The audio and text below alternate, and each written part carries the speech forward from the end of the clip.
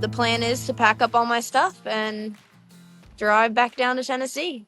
There was a lot of drama on this last episode of Season 3's Farmer Wants a Wife. Girls sneaking out, kissing a farmer in front of the other contestants. Is Sam leaving? Rachel sure did. Amongst all of that, we did get 2 bright moments. One where host Kimberly Williams Paisley brought her husband, country legend Brad Paisley, to talk to the men, which I'll get to later on in this video.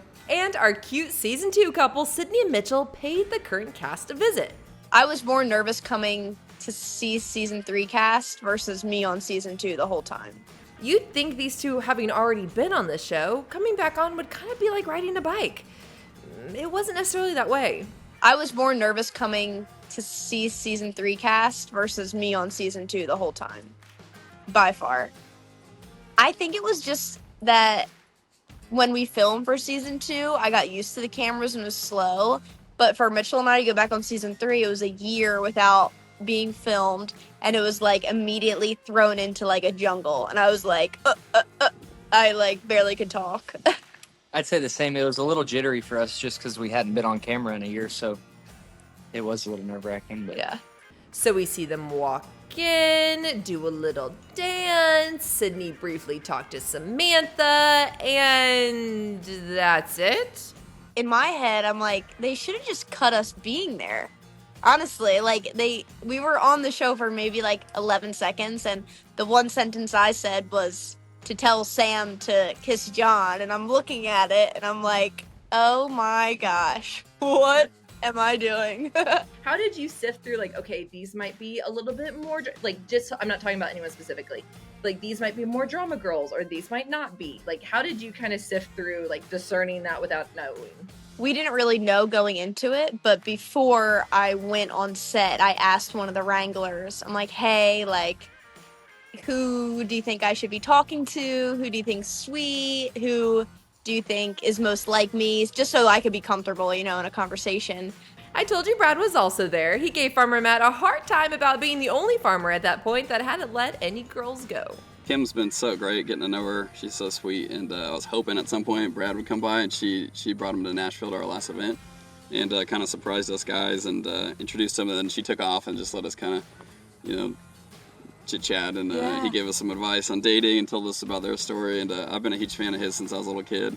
At that point, I hadn't let go of any of my girls, and the other guys had, so he was kind of giving me a hard time that I had a problem with that, because I wanted to keep all my girls, but I thought that was pretty funny. What did he tell you? Was he like, you gotta let it be? Yeah, what was his advice? Yeah, he's like, you got a problem, man. You can't keep all of them. That's really funny. Brad Paisley's telling me that, so... Well, and last question to that, like, what is something about their marriage that you really now respect now getting to have met them? They have a similar story. He's like a country guy, and grew up that way, and she was from New York and acting and all that stuff, and so he had to kind of drag her out to the country, but, she ended up loving it, and they kind of split time, I think, and so that was pretty similar story to what me and the other guys are going through. So did you get more than just the TV time with Kimberly Williams Paisley, or was it truly like you walk out while things are filming and that's when you meet her, and then like you don't see her after that? it was true time with Miss Paisley. That was the only time we really got to talk to her. I might have gave her a hug and said, nice to meet you upon departure of the set that day, but no, that was it. It's like introducing Sydney and Mitchell from season 2, and then nice to meet you, Miss Paisley. Nice to meet you guys and girls. And that was that. Yeah, I think I just said hi to her. I was like, okay, bye. I'm going to be transparent here. This type of date would be the most overstimulating thing to put me in. One, you're watching your boyfriend dance with one of his other girlfriends. That's so weird saying out loud. Then you're also trying to mingle and make friends with the ladies from the other farms. So how important is this mixer when it comes to furthering relationship with the farmer? I'd say other moments are more weightier. Mm-hmm. Yeah, there's usually just a lot of chaos going on with mixers. It's more girls to talk to, more girls to speak about things. Mixers were never my favorite. They were actually my least favorite thing, usually, because it was you're going back and seeing everyone, and yes, that was so much fun, but that's when all the drama starts, and I hated getting involved with the other girls that had beef. I'm like, I just want to love my farmer. This scene with Colton made me wonder, do the ladies watch each other's dates go on at the farms? We would be home. We would not be anywhere near the date that's happening. Yeah, they wouldn't take us home. So they wouldn't take us anywhere. So basically, we just stayed at the house and waited all day. Sat outside. You guys aren't close by. You guys aren't like watching it happen. No. But some conversations are like, hey, go sit on this hay bale while we sit on this hay bale and watch you talk on that hay bale. So that's awkward sometimes. Yeah. Did any of the farmers like Brandon or oh my gosh, why am I forgetting Nathan? I'm like, oh, gosh, I'm forgetting the other farmers. Did any of them text you after last episode of like, nice or anything? No, I haven't gotten any communication from them. Sydney, what about you? Anything from Taylor or any of the girls from your season? Yes, Taylor texted me. A few of the girls texted me. Taylor did, Kate did, Allie did. That we were just all giggling. They were like, wow, Sid, we loved your 8-second show. I was like, thank you. Hit the thumbs up button if you're loving these kind of behind the scenes style videos. I read the comments on our last video, and a lot of y'all wanted to know an update when it comes to Sydney and Mitchell personally. I asked them, and here's what they had to say. Actually, today is a big step Yeah, we got in the shoulders off. in our to-do list. We are halfway done the closet. I actually just went to Target. I got all the things I needed, all the things I didn't need. But what did we do before Target? We went to Lowe's, and Oh yeah, we went to Lowe's. It was awesome. I got shelving racks and some trees that I had cut. Got those milled and got them up on the wall. Wait, nice. Okay, so that closet is coming along, or I guess done. It's almost Yes, done. it's almost done. I have some trees that I cut down got milled, so some really pretty cherry wood up on the wall, ready to hold Sydney's clothes. Nice. Gotta go shopping. I know. I have so much room now. I'm so excited. And we picked out the paint for the bathroom. Yep, picked out that today. Arugula green. Mm-hmm. For context, this is what the couple had to say about their to-do list when they were with us in studio back in February. The list is on the refrigerator. We're we just checking it off. We just made a list. It is on the refrigerator. It's like stuff that has to be done before Sydney moves in. Literally, that's And for both parties involved, it's going to be best. So. yeah. He's actually in the middle of renovating the bathroom, which I'm really excited about. We just got a new shower, a big one, so I can take a bathtub. I'm excited about that, and really just somewhere to hang up my clothes. I really just have a rack right now. And I don't need much, but I would like to hang up a shirt. I mean, she signed up for this, right? You're moving to the farm. It's an 1880 log cabin, so you know what you're getting into. But we're going to make the best improvements we can for her to feel comfortable at the farm. So we're excited. Paint is next, and then how's the sheep situation coming? We still working on the Fencing's done. Fencing's done. We just put up more fencing in the front yard. After this week, I'm gonna fly home, and the plan is to pack up all my stuff and drive back down to Tennessee.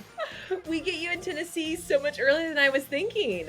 Yeah, I just got a car, a nice truck. So now I'm just gonna fill that puppy up, put the sheep in the back, and just start driving, I guess.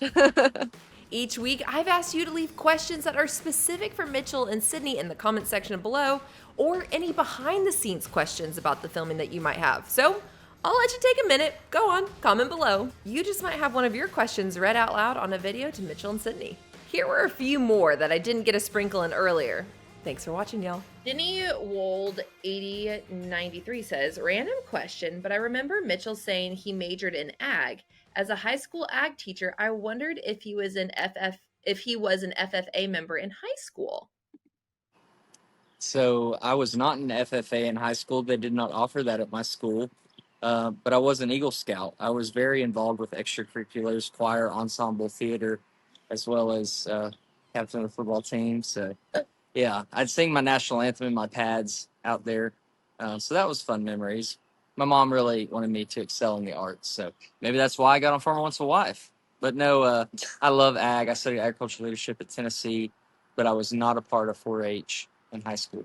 Is that something that you're like, we also want our kids to be, in the animal world, or in the choir singing? Like, what do you feel is kind of important? I think definitely animals, just having them around in their life because it teaches you a lot. It teaches you responsibility, hard work, getting your hands dirty. I think just being outside, getting dirty, like kids climbing trees, like that's what it's all about. So that's really important to me. I would want our kids one day to have like an endless amount of animals because that's what I always dreamed about. So I never got that when I was young. So I would want to have that for them. I would definitely say that this is where I learned some of life's greatest lessons and greatest joys out here in God's nature and creation. It's so beautiful, and we're just supposed to be stewards and take care of it. So it's a blessing that I have a farm, and me and Sydney now get to create this lifestyle that we actually truly dreamt of since we were little kids and get all the animals. And definitely when we have children one day, we want them to have all the opportunities and get them introduced to as many things as they can, so then they can choose what they I guess keen to and what they like. So Yeah. yes, I'm definitely going to put them out there in whatever they want to do and any extracurricular activities that we can. This next one is from the Mitchell Life 7840, who says, how much time do the farmers get for each date? Do they get time to plan it, or are they told what to do by the producers? Mitchell? Yeah, so we do get to plan our dates. Some dates, I guess, were more important than others. You know, this one right here. So I was laying my foot down, saying, "Hey, we're going fishing on my favorite river. This is the path we're taking. Uh, this is where we need this shot and whatever." So, and I like helping produce stuff. I like to think I have a creative eye. So I tell them where the pretty bends are and all that pretty sunset pics. And there was a little shot where I was playing guitar and writing her a song right there by the river at the boat ramp. So that was sort of produced by me and the producers. So that was fun to be a part of.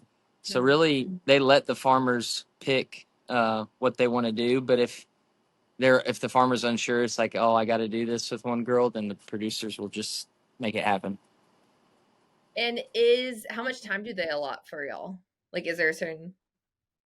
I think some were different. I mean, I'd say some dates were just like an hour. I had lunch with Natalie maybe like for an hour when I first met her. But me and Sydney's date, I mean, heck, we got to drive there alone all the way to Caney Fort. That's an hour drive. So we were out on a date maybe 4 or 5 hours. Nice. That was the longest date. So I feel like awesome. they let the farmer really go with how he wants to with his story. So that's what I applaud to Fox, is they let us be ourselves and tell our own story.